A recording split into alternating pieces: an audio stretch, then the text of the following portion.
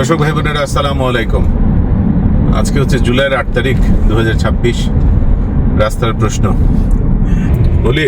জি, প্রশ্ন হচ্ছে C11 work permit কি? একটা দর্শক বোন এটা জানতে চেয়েছেন। এটার সম্পর্কে একটু বিস্তারিত বলো। Thank you for this question, কারণ এটা আমিও অনেক পাই এবং এটা নিয়ে সম্ভবত এখন আবার খুব অনেক এজেন্ট এটা নিয়ে হয়তো নতুন গল্প তৈরি করছে প্রবাবলি। সো C11 নিয়ে আমার কাছে অনেক প্রশ্ন আসে এবং আমার ইনিশিয়াল কনসালটেশন সেশনে প্রচুর পার্টিসিপেন্ট জানতে চায়।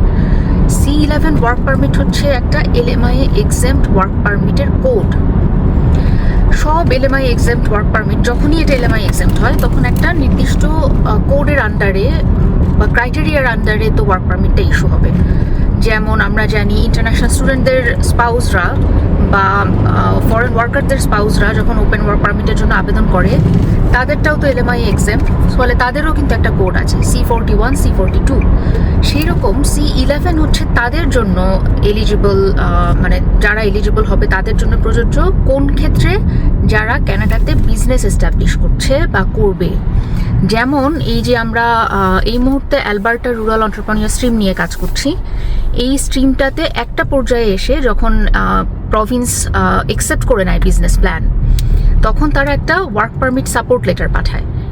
এই প্রোগ্রামে তোমার যে ক্লায়েন্ট ইনশাআল্লাহ এসে শুরু করতে যাচ্ছেন এখানে ব্যবসা, ইনশাআল্লাহ শেষ পর্যায়ে আছো তুমি ক্লায়েন্টের আবেদন নিয়ে, এটা গৃহীত হয়ে গেলে উনি তাহলে এই প্রোগ্রামে C11 এর আন্ডারে অনুমতিটা পাবেন, যেটা তুমি আবেদন করবে, রাইট? ইনশাআল্লাহ। সো এটা একটা ওয়ার্ক পারমিট যেটা LMI এক্সেম্পট হবে এবং যারা কানাডাতে নিজস্ব বিনিয়োগে বিজনেস করছে তাদের জন্য প্রযোজ্য। এবং এটা সব প্রভিন্সিয়াল নমিনি প্রোগ্রামের যে এন্টারপ্রেনিউর স্ট্রিমগুলো থাকে সাধারণত, অথবা সেলফ এমপ্লয়েড একটা যে স্ট্রিম ছিল আগের, এখনও আছে ইন্টার কোম্পানি ট্রান্সফারি আন্ডারে, তো তাদের জন্য C11 কোডটা প্রযোজ্য। এটা LMI এক্সাম্পশন কোড। এটার কারণে মৌলিক সম্ভবত ওই কথাটা প্রচলিত বা গল্পটা দেওয়া হয় যে এই যে দেখেন কোনো LMI লাগবে না, C11 ওয়ার্ক পারমিট নিয়ে চলে যাবেন। ভেতরের গল্পটা হচ্ছে যে সমস্ত নিয়ম মেনে এই যে আলবার্টা রুরাল এন্টারপ্রেনিউরশিপ প্রোগ্রামে তোমার ক্লায়েন্ট যেভাবে পুরো প্রক্রিয়ার মধ্য দিয়ে একটু একটু করে আগাচ্ছেন, এরকম মেনে ফাইনালি যখন তার ওয়ার্ক পারমিটের আবেদন করার ব্যাপারটা আসবে তখন এই ধারার আন্ডারে আবেদনটা করা হবে। That's it. এক্স্যাক্টলি। আরেকটা জিনিস হচ্ছে এই যে C11 এর আন্ডারে যখন আসেন ওয়ার্কার, তার মানে তিনি তো একজন বিজনেস ওনার এবং ম্যানেজার, নিজের বিজনেসটাই অপারেট করতে আসছেন। তো তার ওয়ার্ক পারমিটটা C11 এর আন্ডারে থাকে, কিন্তু তার wife spousal open work permit পেতে পারেন, রাইট? এবং বাচ্চারা বয়স অনুযায়ী স্টাডি পারমিটের জন্য আবেদন করতে পারে। তো এটা হোল ফ্যামিলিরই একসাথে আসার একটা সুযোগও তৈরি করে, রাইট? একই সাথে এখানে কানাডিয়ান লাইফটাও গড়ার সুযোগটা তৈরি হয়, রাইট। সো যাদের যোগ্যতা দক্ষতা আছে তারা এটা বিবেচনায় নিতে পারেন।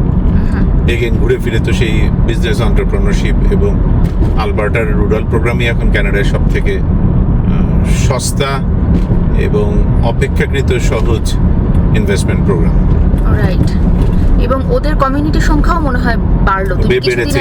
হ্যাঁ, এখন আমরা মানে এমজিক যে ক্লায়েন্টটা নিয়ে কাজ করছে তখন আমরা জানলাম যে 62 হয়েছে, এটা 59 থেকে, উইচ ইজ গুড। দেখো কমিউনিটিগুলো তাহলে আগ্রহ প্রকাশ করছে, সরকারও এটাতে ভালো রেসপন্স পাচ্ছে ওয়ার্ল্ড ওয়াইড, মানে স্মল অ্যান্ড মিডিয়াম এন্টারপ্রেনিউরগুলোর থেকে। So it's nice. Thank you বলে আমি আশা করি এই প্রশ্ন যাদের ছিল এটা পরিষ্কার হলো। দর্শক ভাই বোনেরা, এই বছর যারা বিভিন্ন প্রোগ্রাম দিয়ে কানাডায় আসার পরিকল্পনা করছেন, প্রস্তুতি নিচ্ছেন, আল্লাহ দয়া করে আপনাদের এই নিয়ত দম শ্রমকে কবুল করে নিন। ভালো থাকবেন সবাই। আসসালামু আলাইকুম।